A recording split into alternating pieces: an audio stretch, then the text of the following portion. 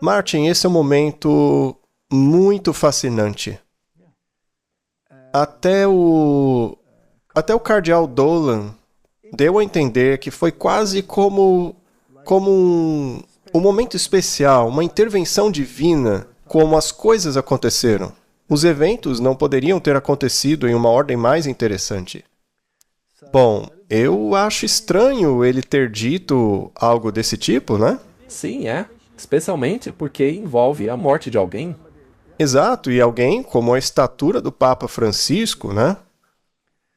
Há alguns pontos muito interessantes que foram levantados na mídia. E esses pontos são fascinantes para mim. Esse Papa foi um Papa pós-Vaticano II, certo? Ah, sim, com certeza.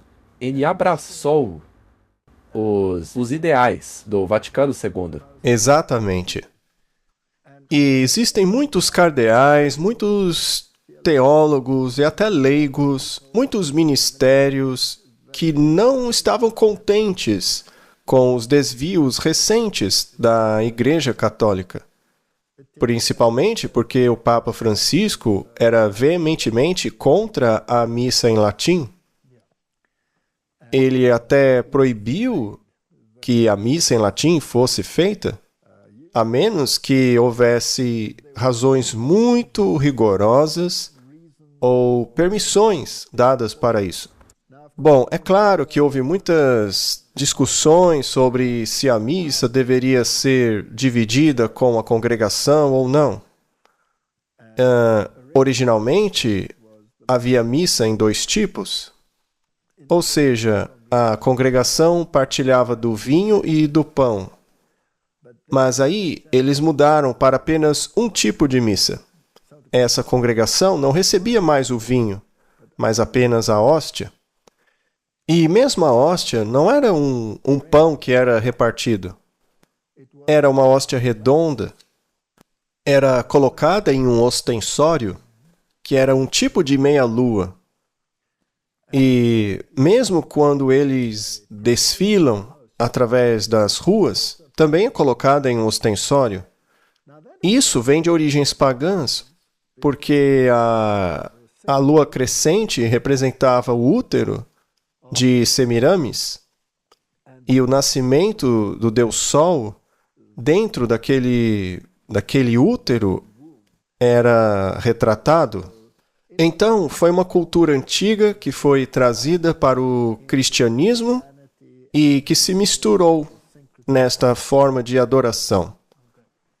Mas o pão, originalmente, aquele que Jesus utilizou, era simplesmente um pão sem fermento. Naturalmente, Jesus não utilizou o vinho fermentado. Mas, na Igreja Católica, o vinho não fermentado foi substituído por vinho fermentado. Mas, biblicamente, isso não faz o menor sentido, porque o fermento na Bíblia é símbolo do pecado. E se o pão tinha que ser sem fermento, é claro que o vinho também era sem fermento, uma vez que este era símbolo do pecado e Cristo não tinha pecado. Um outro problema é que a missa, ao longo do tempo, passou a ser considerada uma encenação, uma reconstituição precisa do que aconteceu lá na cruz. E o outro problema é que eles então introduziram a ideia de que a missa era um sacrifício de verdade. Então, aquele pão tinha agora que ser transformado no próprio corpo literal de Cristo. Então, o pão já não era mais apenas um símbolo, agora ele era o próprio corpo literal de Cristo. Então, quando você participava, você comia do corpo de Cristo. E a missa era lida regularmente, diariamente. Ela era realizada em várias congregações diferentes, distritos, fuso horários. E então descobriu-se que não há um segundo na Terra em que não haja uma missa acontecendo em algum lugar. Isto significa, na teoria, que o sacrifício literal de Cristo está se repetindo a cada segundo em algum lugar do planeta Terra. Isso é blasfêmia? Eu concordo, Martin, porque a Bíblia diz que o sacrifício de Jesus foi feito de uma vez por todas. Então, Martin, quando vemos essas coisas, temos que analisar o que vai acontecer com a Igreja Católica agora. Se quisermos ver o que está acontecendo agora dentro da Igreja Católica, temos uma oportunidade incrível de ver o cumprimento da profecia. E a gente falou um pouquinho sobre isso quando o Papa Francisco ainda estava doente. E agora se tornou realidade. Como você mencionou, é uma ótima oportunidade de vermos isso acontecer. E, naturalmente, há aqueles que se mantiveram fiéis à visão de que o Papa Francisco seria o último Papa. Em um dos nossos programas anteriores, a gente descartou essa possibilidade, porque a profecia, do jeito que é escrita, histórica e continuamente, não enfatiza uma pessoa, um indivíduo, a menos que esse seja mencionado especificamente, como o primeiro rei da Grécia, por exemplo, o Alexandre o Grande. Mas são os princípios que a Bíblia menciona. Portanto, temos que olhar essa questão a partir da raiz histórica do que está para acontecer e do porquê o catolicismo passou a se tornar o movimento cristão mais poderoso, e eu digo cristão entre aspas, tá bom? Que cresceu tanto que ultrapassou todos os outros. Mas aí veio a Reforma Protestante e causou um retrocesso nela. A verdade foi esclarecida. Mas parece que hoje a Reforma Protestante acabou. Mas como isso aconteceu? Bom, as pessoas dizem que Roma mudou, não é? Mas Roma pode mudar sua atitude ou aparentar que mudou sua atitude, mas se Roma não muda sua doutrina, então Roma não mudou. O resto é tudo fachada.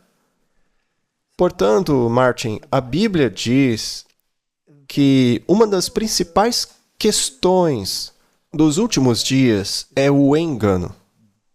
Jesus disse: cuidado para que ninguém vos engane. Falamos sobre o engano em um acampal que fizemos recentemente. Mas, basicamente, qual é o propósito do engano? O objetivo do engano é fazer você acreditar em algo que não seja verdade. É para isso que serve o engano. Agora, isso significa necessariamente que as pessoas que praticam o engano são enganadoras? Não, elas próprias podem estar enganadas. Exatamente. Então, por definição, quem pratica o engano é enganador. Mas também existem enganadores inconscientes, já que foram levados a acreditar que a mentira era verdade. Foram ludibriados por uma farsa. O primeiro ponto que devemos entender, que todo mundo tem que entender, é que esse sistema não é baseado na Bíblia e nem é cristão. Sem dúvida. Todas essas coisas aí, nada disso é baseado na Bíblia. Nada, porque agora você depende do sistema, do padre, para que seus pecados sejam perdoados. Você depende do Papa, para que ele lhe atribua os méritos da igreja.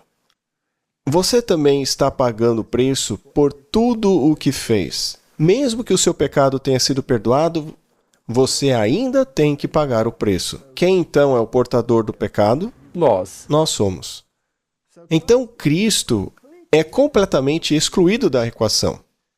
Temos um sistema totalmente pagão, que nem é cristianismo, que invoca o nome de Cristo e diz que Cristo tornou isso possível para que você tenha vida eterna, apenas porque seu mérito era tão grande, suas ações tão maravilhosas, que Deus, pela grandeza dos atos dele, resolveu perdoar a humanidade depois de terem pago pelos seus pecados. Você entende onde vai dar? Isso é 100% o oposto do que diz a Bíblia. Isso não é uma doutrina cristã, é pagã? Isso não é doutrina de uma igreja cristã? O que aconteceu, Martin, é que o mundo mergulhou na escuridão. E uma vez que o mundo está tão caótico, o protestantismo está disposto a ir junto com o catolicismo apenas para trazer de volta alguma moralidade sobre a aparência de cristianismo. Há um vídeo com um padre dizendo algo muito interessante. Eu gostaria de mostrar. Podemos tocar? Com certeza. Bom, em que pé você acha que as coisas estão? Atualmente, vemos dois lados surgindo. Acho que todos já entenderam isso. Já estão dizendo que o Papa lacrador finalmente morreu. Como será a igreja daqui para frente? Será que teremos um retorno aos valores tradicionais católicos? Ou estamos caminhando em uma direção completamente nova? Para onde o catolicismo mundial está caminhando? Considerando a geração mais jovem, nesses últimos meses, recebemos muitos dados de organizações diferentes que mostram que os jovens buscam a tradição. Os jovens descobriram o catolicismo. E isso acontece em todo o Ocidente, especialmente na América e no meu país de origem, a Grã-Bretanha, na qual a Igreja da Inglaterra, que é protestante, tem sido a denominação predominante há 500 anos, e pela primeira vez, os católicos estão assumindo a dianteira. E estamos vendo isso por toda parte. O mundo está descobrindo o culto tradicional, os valores cristãos tradicionais. Então eu espero que o próximo Papa seja conservador, tradicional ou verdadeiro católico. Porque esta é a oportunidade perfeita. Conforme a próxima geração busca a tradição e a doutrina sólida, se tivermos um Papa agora que os abrace e abrace a tradição da Igreja, isso seria ótimo para o mundo todo. Seria ótimo vermos um retorno ao cristianismo do Ocidente, afastando-nos do liberalismo, progressismo, secularismo e tudo aquilo que está destruindo a nossa sociedade. Temos a chance de nos afastar da escuridão e retornarmos à luz. Seria maravilhoso ver isso. Você ouviu isso, Martin?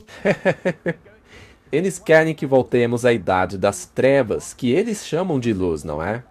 Basicamente, o que ele disse é que o protestantismo nunca foi capaz de conduzir a moralidade. O protestantismo falhou miseravelmente. Apenas o catolicismo pode dar a estabilidade moral necessária. E para tal, temos que voltar para a luz. Pela primeira vez, o catolicismo está ultrapassando até mesmo a Igreja da Inglaterra. Está ultrapassando o protestantismo, e isso em todo o planeta. Todo mundo olhará para o catolicismo assim. Eu estou abismado com a esperteza deles. Apenas em alguns meses, desde que o Trump assumiu, eles conseguiram tornar o catolicismo atraente de novo. Sim, e o cardeal Dolan disse que isso é providencial. É o momento certo. Momento certo para quê? Para o catolicismo retornar com tudo ao governo. Para o mundo voltar à idade das trevas. Para se tornar novamente a religião de todos. E quem ajudará com isso? O espiritismo, o protestantismo, tornarão o catolicismo o padrão. Por outro lado, a norma de Deus, os 10 mandamentos, como estão na Bíblia e escritos em pedra, serão lançados ao pó.